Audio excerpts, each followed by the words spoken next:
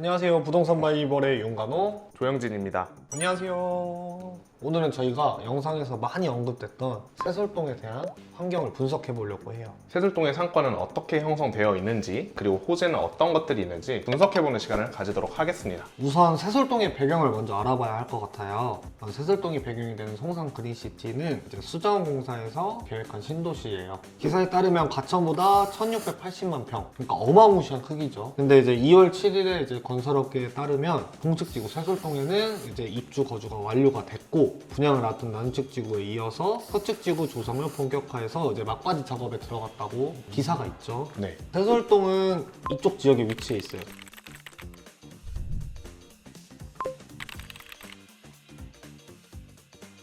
이제 동쪽 지구에는 세솔동이 이제 형성되어 있고, 네. 남쪽으로는 남양 위쪽으로 해서 또 하나의 건설 지역이 또 형성이 되어 있고, 서부지도 어느 정도 지금 개발이 들어가고 있다고 해요. 세술동 인구는 2022년 5월 기준으로 25,089명이라고 해요. 2018년 이후 현재까지 25,000명이 이 세술동에 이주를 했고, 세대당 인구가 3.02명으로 가족 이주 세대가 높다라는 점이 특징으로 꼽을 수 있습니다. 단 5년 만에 25,000명이 이주를 했다는 게 저는 놀라운 점인 것 같아요. 또 다른 특징으로는 이 세솔동의 평균 연령층이 젊다라는 점이 특징이에요. 국가 통계 포털에 의하면은 수원시는 45.1세, 그리고 안산시에는 47세, 세솔동이 포함된 화성시는 42.1세인데 세솔동의 평균 연령층은 32.7세입니다. 신도시에 정착한 신혼부부가 많다라는 것을 유추할 수 있습니다. 저는 10대부터 30대까지 젊은 층들이 이 세솔동에 많잖아요. 그리고 수요가 적절하려면은 세솔동에 젊은 감성이 필요하다고 저는 생각을 하거든요. 맞아요. 근데 이미 세솔동에는 젊은 이제 수요층들을 만족시켜줄 어느 정도 상권은 잘 형성되어 있다고 생각이 돼요. 이 다리를 거점으로 이제 들어오게 되면 바로 아파트 단지가 들어서 있어요. 그쵸. 거기서 한 블럭만 더 지나가게 되면 상권이 형성되어 있는 이쪽 라인으로 넘어오시게 되는데, 여기 안에 보시면 샐러드, 꽃집, 일식집, 이제 헬스 관련된 그런 다양한 시설들도 많이 준비가 되어 있고, 그리고 어린아이들이 많기 때문에 교세권이라고 하죠. 네. 스터디 카페나 뭐 학원 같은 인프라가 잘 형성되어 있기 때문에, 그리고 젊은 고객들을 위한 뭐 선술집이나 분위기 좋은 카페 엄청 많아요. 그쵸. 세솔동에. 그렇죠. 신도시는 사람이 없어가지고 상가를 차려봤자 수요가 없다고 우려를 하시는 분들이 많아요. 하지만 이 세솔동은 다른 지역으로 넘어갈 수 있는 이 다리가 하나기 때문에 이곳에 거주하시는 분들이 타 지역으로 넘어가기가 쉽지가 않아가지고 항아리 상권이라고 불립니다. 이 항아리 상권이라는 얘기를 처음 듣는 분들도 분명 계실 거예요. 항아리 상권이라는 게 첫 번째로 역이랑 멀고, 두 번째로 구조적으로 팽창하기가 어렵고, 세 번째로 공급에 비해서 수요가 많을 때 사용하는 말들이에요. 밀집된 주거단지나 기업, 그리고 학교 등의 배우 수요를 기반으로 외부 요인에 크게 영향을 받지 않는 곳에 들어서는 알짜 상권을 항아리 상권이라고 하는데, 꾸준한 수요가 있는 상권이라고 이해하시면 될 것 같습니다. 주변 지역으로 2~30분 내에 차 타고 넘어가는 것보다는 슬리퍼를 신고 나가서 집 근처에서 이제 뭘 먹거나 이런 게 편하잖아요. 그쵸? 이곳 아파트 사시는 분들이 밥을 먹으러 안산까지 가지 않고 여기 상권 안에서 다 소비가 되는 거죠. 세솔동은 이제 주변에 회사도 많이 들어와 있고 세대수도 많다 보니 수요가 많다는 생각이 들 수밖에 없는 거죠. 상권 분석을 해보았는데, 그러면은 이 매매가와 임대가는 어떻게 되어 있는지 한번 알고 싶어요. 다 앞서서 이제 세솔동의 아파트에 대한 이제 시세나 이런 걸 좀 한번 보고 가실 거예요. 네. 세솔동의 아파트들은 2018년도에서 2020년도 사이에 이제 건축이 다 된 신축 구조고, 이제 국평 기준으로 해서 6억에서 8억 후반, 전세는 3억에서 5억 정도로, 이런 아파트들 사이에 있는 상가들 얼마나 이제 가격이 형성되어 있는지 한번 보게 될 건데, 상가의 위치나 층수에 따라서 가격이 엄청 달라요. 이제 1층에 형성되어 있으면 바닥 권리금이라고 하는 그런 권리금에 이제 프라임이 붙기 때문에, 여기 1층 임대가로 보이게 되면 보증금 5천에 월세가 250 정도로 형성되어 있어요.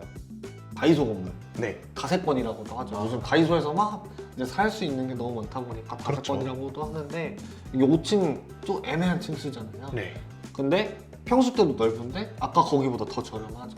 보증금 2천에 135, 평수는 26평이네요. 맞아요. 그 옆에 이제 스세권이라고 부르는 스타벅스 건물, 3층 같은 경우에는 2천에 100만 원.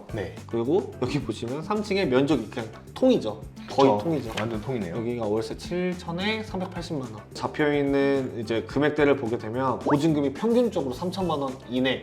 근데 월세 같은 경우에는 평균적인 이제 금액대는 200만 원대다. 그래서 매매를 보게 되면은 보통 2억 8천. 근데 상가 라인 다른 데에 비해서는 네. 비교적 좀 저렴하다 생각하거든요. 2억대에서 이제 4억대까지 다양하게 좀 있는데 네. 1층 자리 같은 경우에는 5억대까지도 올라가 있고 4층 같은 경우에는 4억 6천, 여기 3층도 4억 3천. 세솔동의 평당은 보통은 2천에서 3,500만 원 사이다 라고 보시면 될 것 같아요. 여기 상가가 이렇게 형성돼 있고 이제 상권이 2단지, 3단지 이렇게 다 블록이 형성될 거잖아요. 그렇죠. 여기에 대한 호재들이 어떤 게 있는지 좀 여쭤보고 싶어요. 네, 세솔동의 호재가 굉장히 다양하니까 차근차근 설명드리겠습니다. 아마 많은 분들이 알고 계실 건데 이제 화성 국제 테마파크라고 있습니다. 화성시의 수건 사업인 화성 국제 테마파크는 이제 올해 착공할 예정이라고 합니다. 신세계 그룹이 약 418만여 제곱미터 부지에다가 4조 5,700여억 원을 투입해가지고 복합 리조트를 개발하는 초대형 프로젝트라고 보시면 될 것 같아요. 스타필드, 프리미엄 아울렛, 놀이동산, 수영장, 골프장, 호텔, 여가시설 등 여러 가지가 들어서니까 완공이 되면은 1만 5천 개 정도의 일자리를 창출시킨다고 보고 있어요. 연간 1,900만 명의 방문객이 있을 거라고 전망이 되니까 엄청난 호재라고 볼 수 있겠죠. 또 송산그린시티의 남측 지구에는 자동차 문화 테마파크, 그리고 자율주행 실험도시 K시티라고 합니다. 4차 산업혁명 지원지구 등 4차 산업에 관련된 것들이 계속 속속히 들어오고 있어요. 그리고 아까 말씀드렸던 교통 호재도 한 번만 더 얘기해 주시겠어요? 자료를 보시면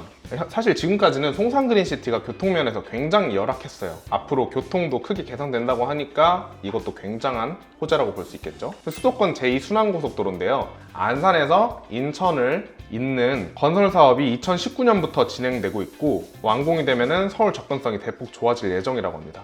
또 이곳에 신안산성 국제 테마파크역이 생깁니다. 2025년에 완공이 되면은 여의도까지 30분 이내로 주파가 가능하다고 하니까 굉장한 호재라고 볼 수 있습니다.